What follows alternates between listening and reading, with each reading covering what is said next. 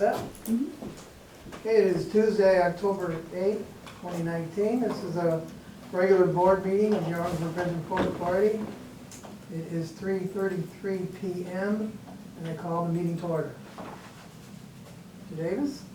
Mr. Chairman, in the board read file are letters and communications to the board referencing news articles during the period, some favorable press articles, nothing requiring action at this time.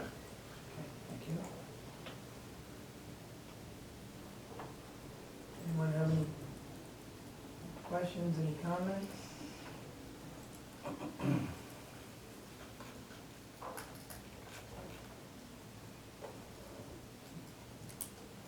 I do remember swimming down at the old beach, just, kind of date myself. That is a pretty good piece of property.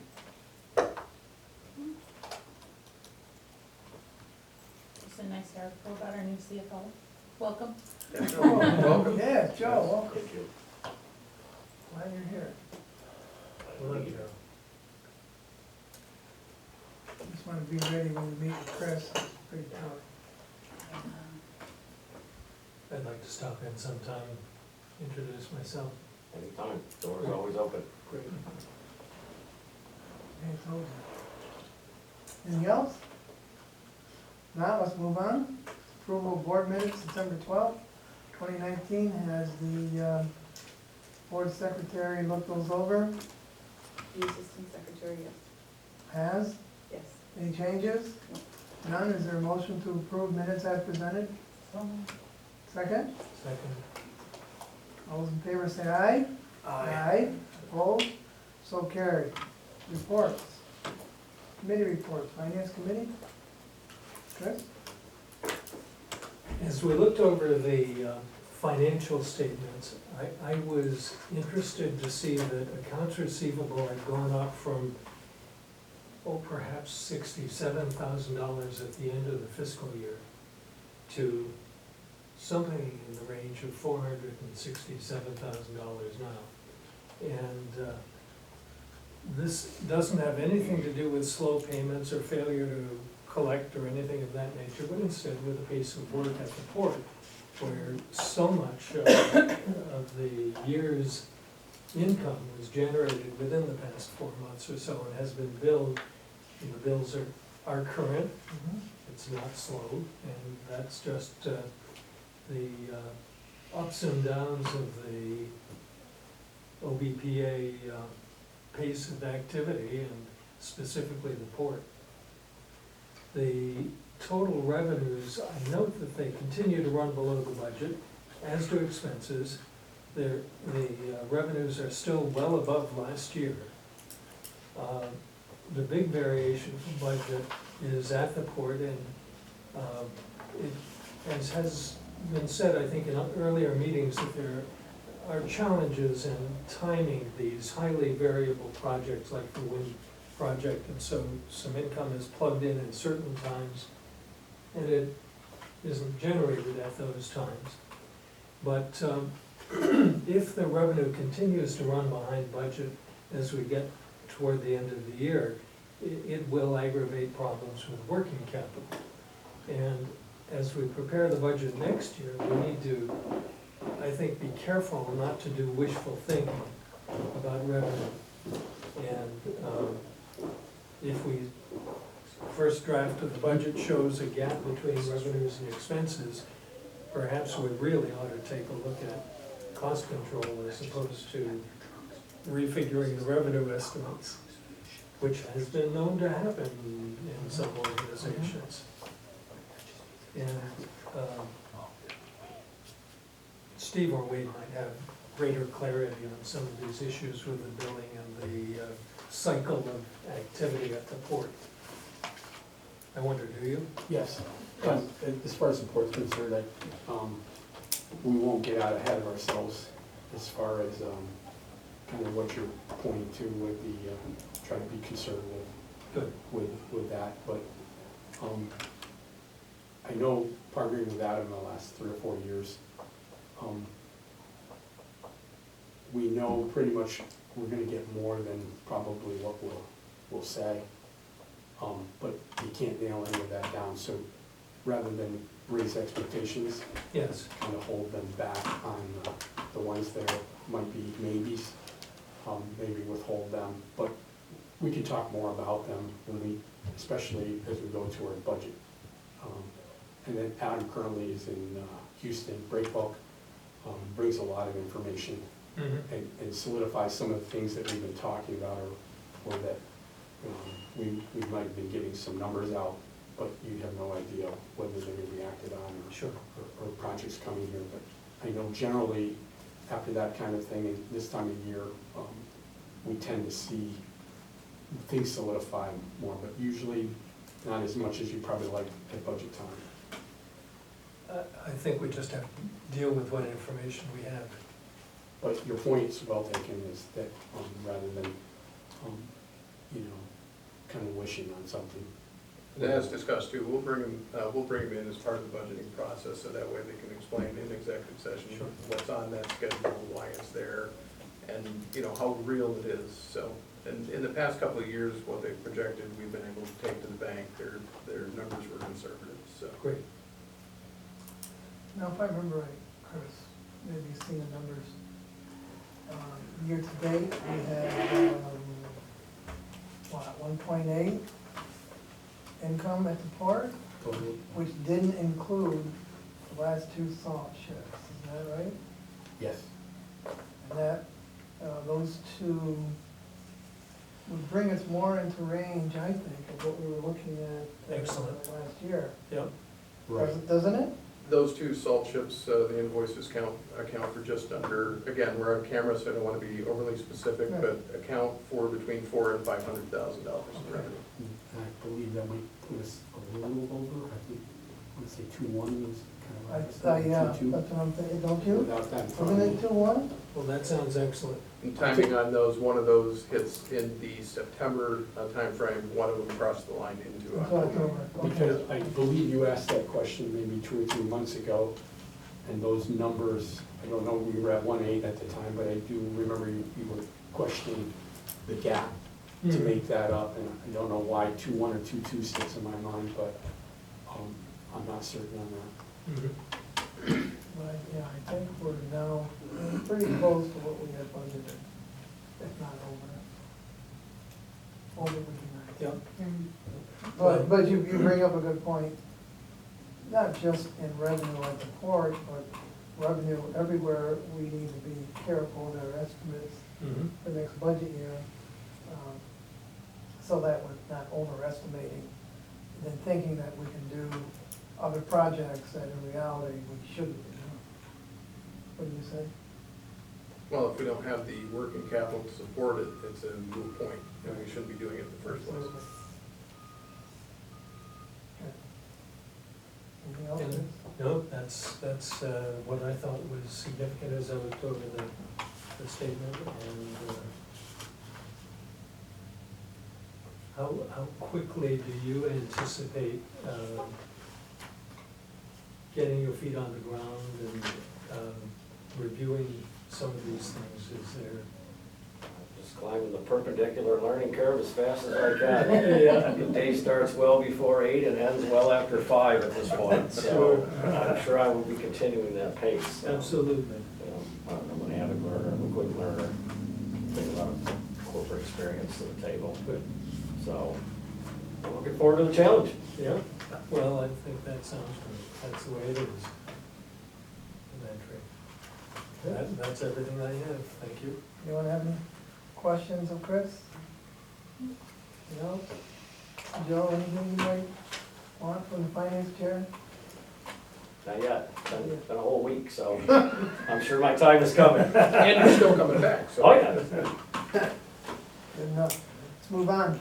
Reports? On the income and expense report, as the majority of this group was present at the finance committee meeting, are there any questions relative to the financials that you had that weren't answered already at the committee level?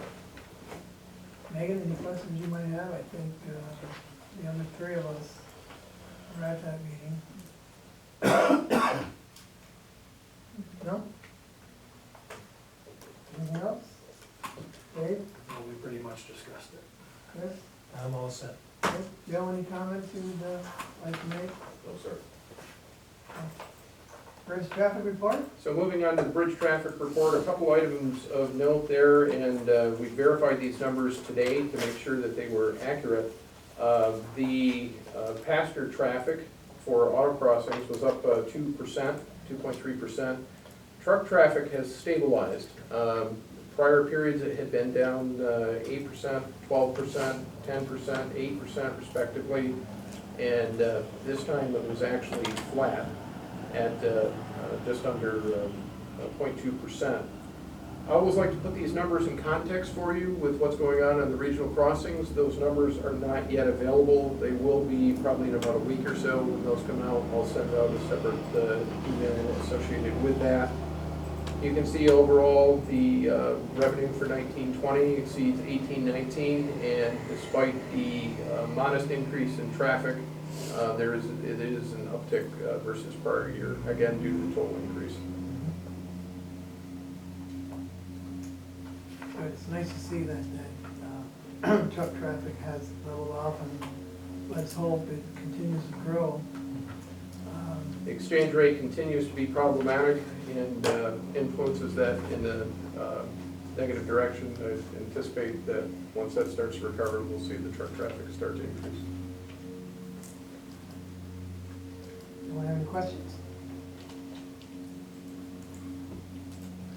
On airport activity? For the airport activity report, there's a couple things to mention. The flight schedule, United changed the flight schedule. As a result, the load factor dropped from 71% down to 46%, while everybody gets used to the new schedule and things continue to adapt. We're on track for the 150,000 passenger since the expansion in the month of October. One other interesting change that just showed up in the data today, typically there is more people that come in than go out. Since the start of United SkyWest, that has actually reversed itself. We actually have the mismatch now where we have 52% go out versus 48% coming back. So it's kind of interesting. We'll continue to monitor that because that's something new in the data. Allegiant seems to be operating well. SkyWest and United are very happy with us.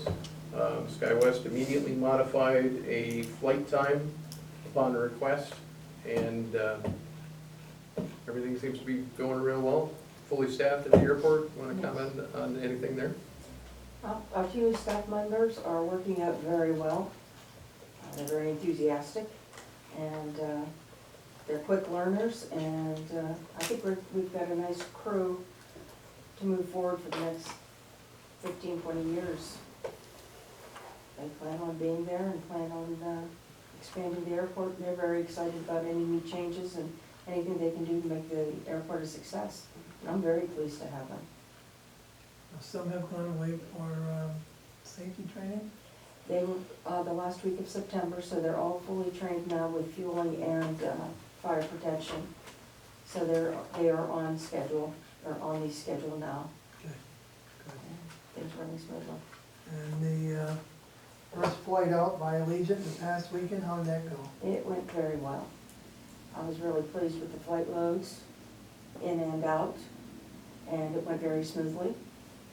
For the first flight, everything went very well, and SkyWest continues to do well. That change in the schedule was a big hiccup, but as Wade said, it was 10 days and they recognized the problem, and they're changing the schedule, or modifying the schedule again here in a month or so. And so I anticipate that traffic to go back up. It's nice to see full airplanes and overbookings. Mm-hmm.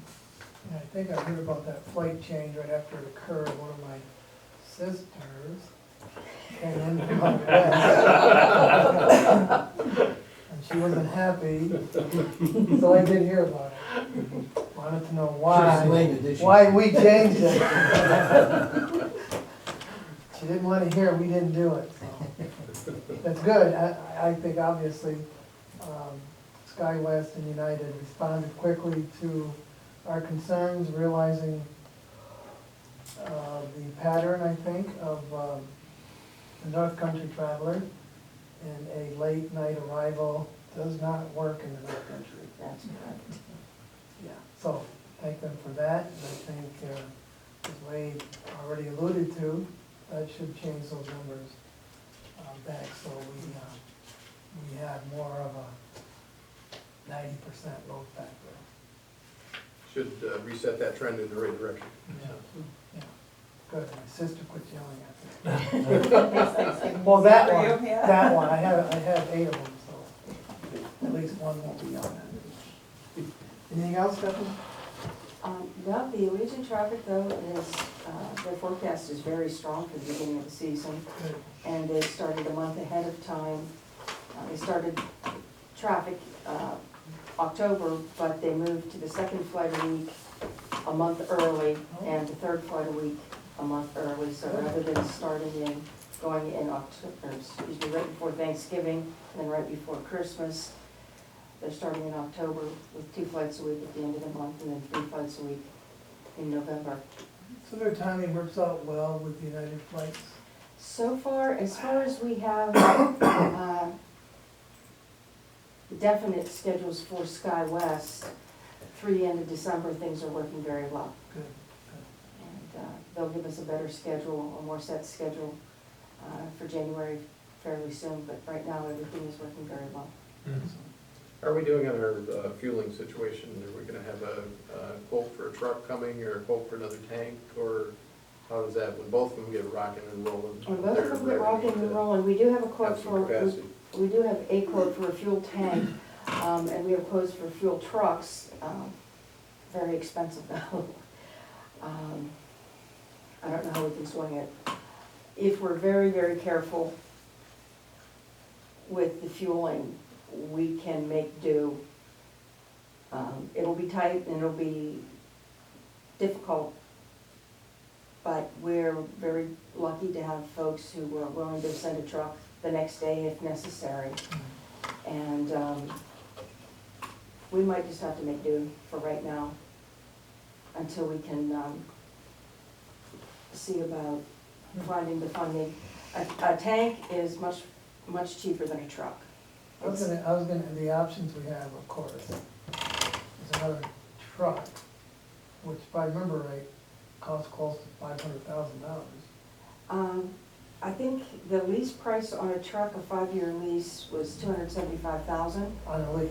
on a lease, a 5-year lease. A tank, a 10,000 gallon tank came in at about $108,000.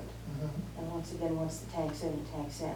And installation and everything else on top of that as well. So there's a couple different pluses and minuses there that we'll have to discuss at Right. the future facilities. and Right. board But meetings. I think, still, When you both expensive. anticipate,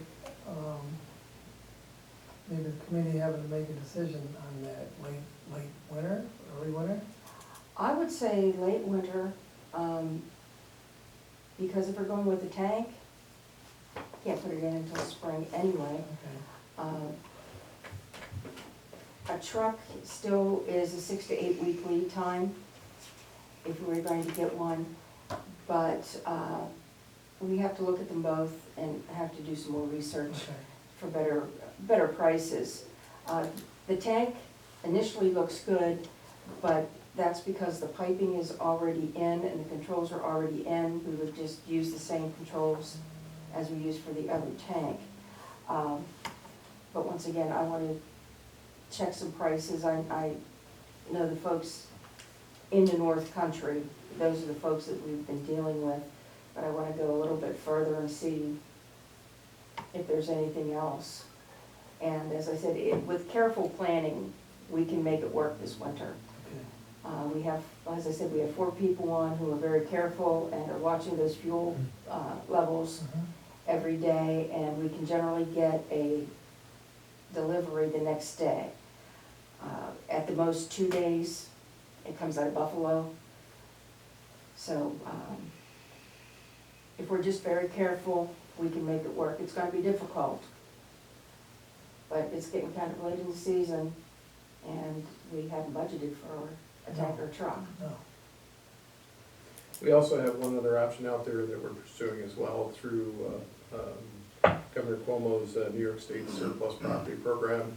That office, OGS, monitors the federal surplus program. Mhm. We have a placeholder in there, should a 3, 5, 7, or 10,000 gallon tanker truck come up, they're going to notify us of that opportunity when it comes up, so that's really, and those kind of things are neat, because when they come out, they're about 10 cents on the dollar, but they're always as is, where is, and there's generally something that, you know, needs to be fixed, but for what you get it for, it's worth it, so.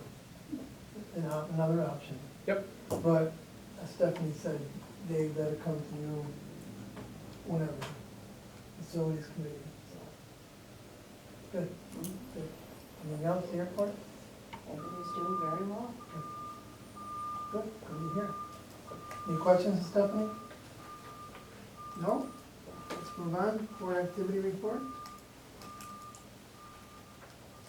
Steve, do you have anything to add, in addition to the activity log and a couple of photos that are there?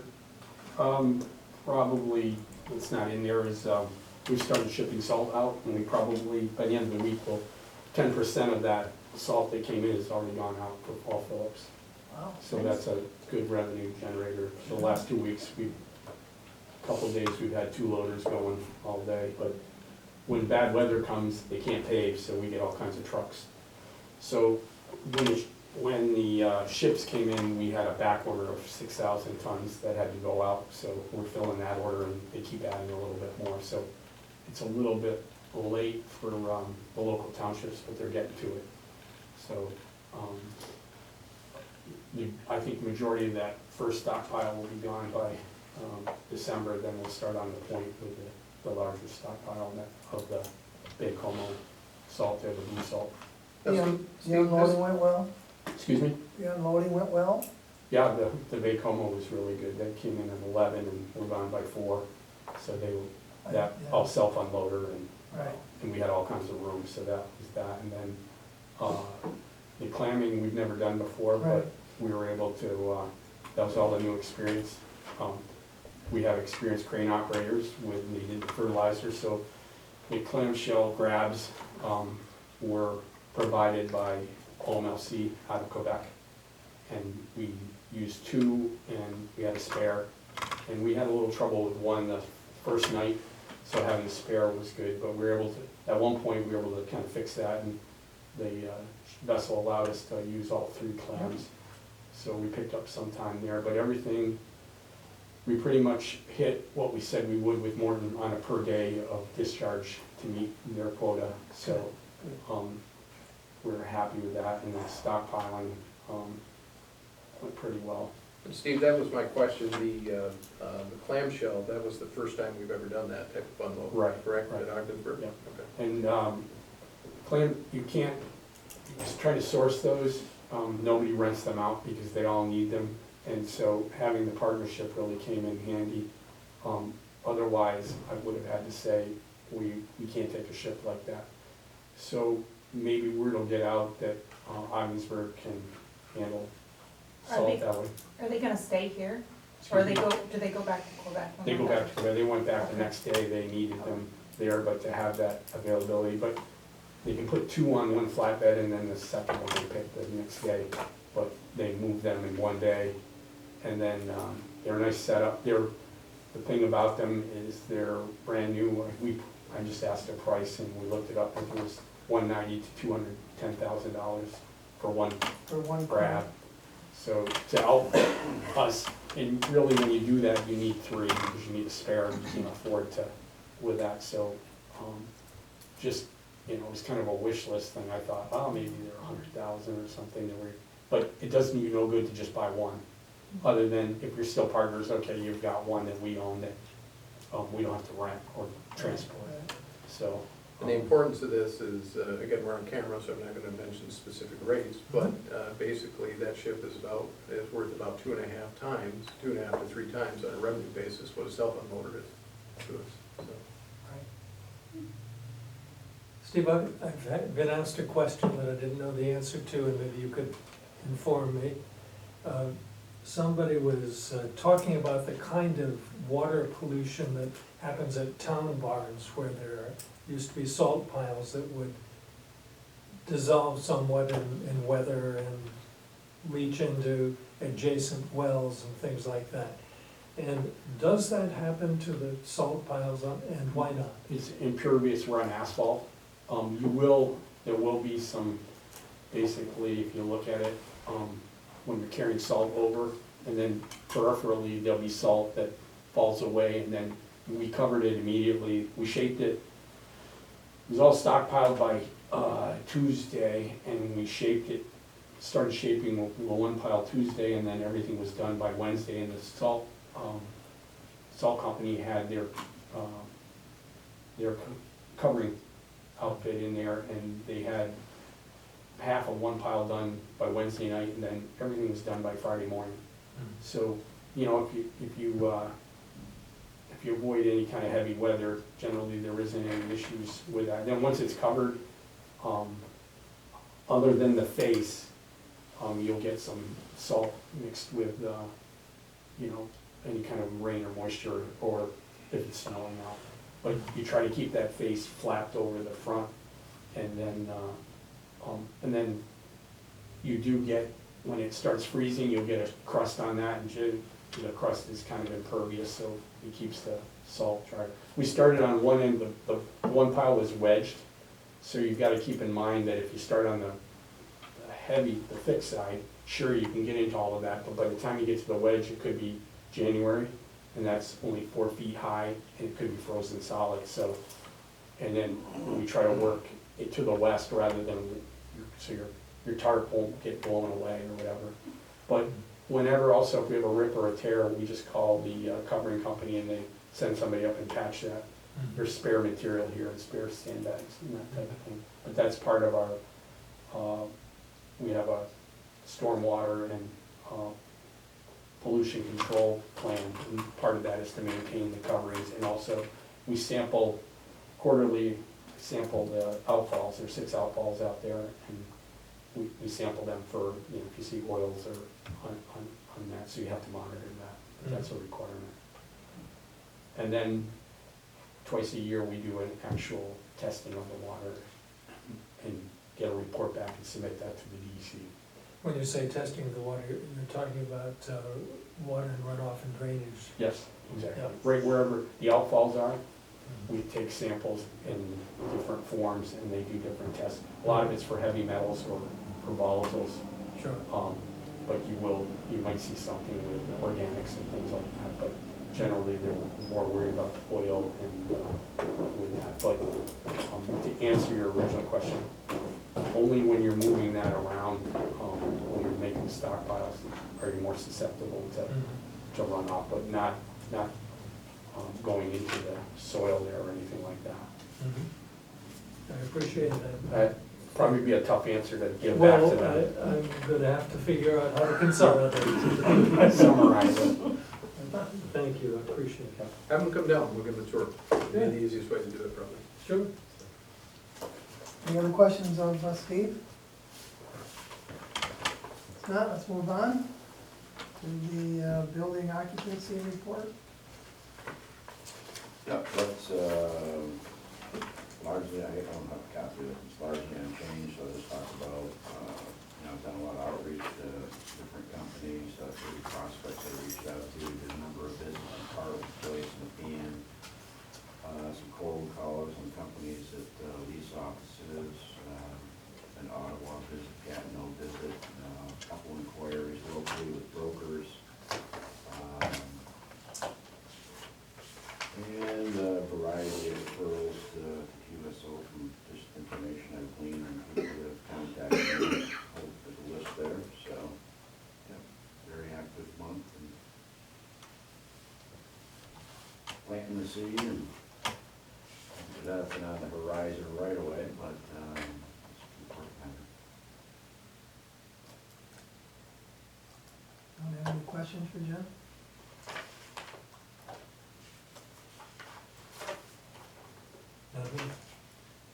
Okay, we good? Yep. Megan? Anything else, John?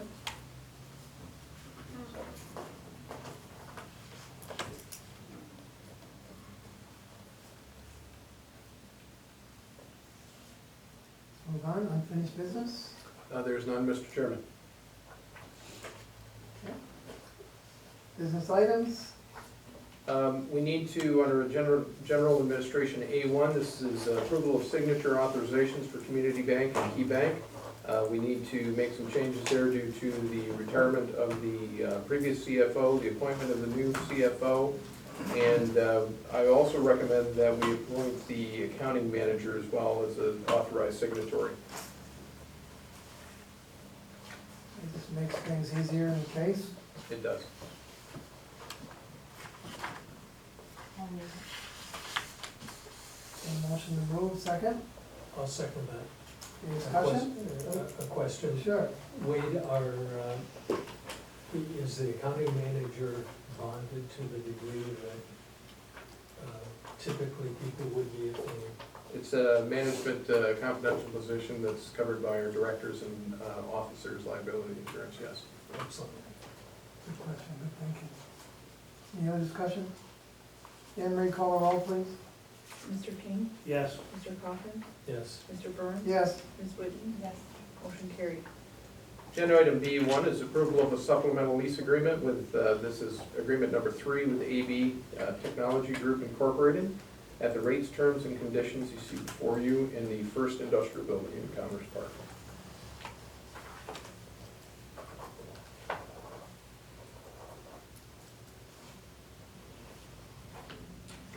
It's a small Kingston-based company that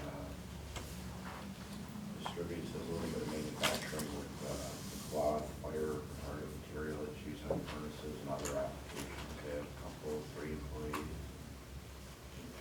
Glad to have them renew. Question?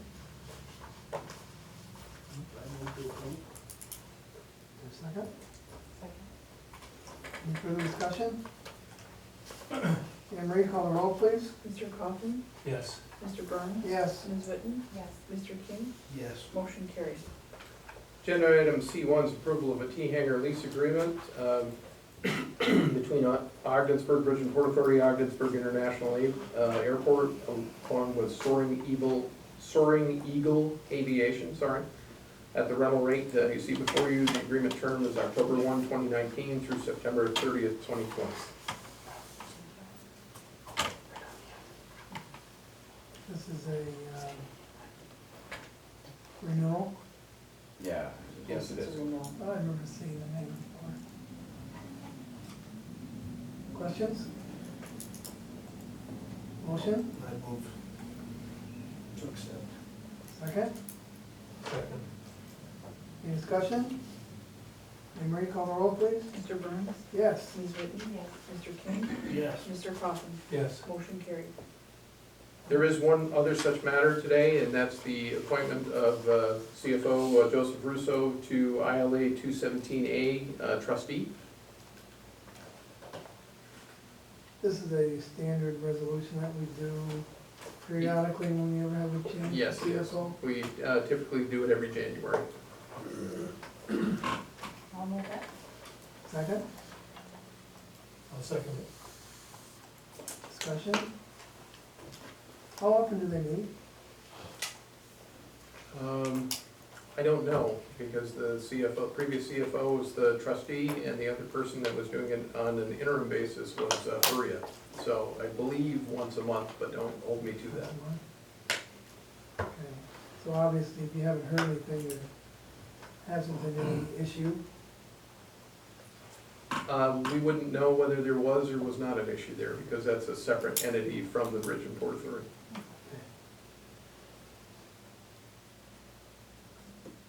Any discussion or questions?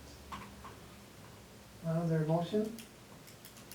Yes, we had a motion and a second. Oh, there was? It's a good thing you're there. Call the roll, please. Ms. Whitten? Yes. Mr. King? Yes. Mr. Coffin? Yes. Mr. Burns? Yes. Motion carried. Keep me honest. Anything else? Mr. Davis? Chairman, there is a need for executive session under section 105, item A, matters which will imperil the public safety if disclosed.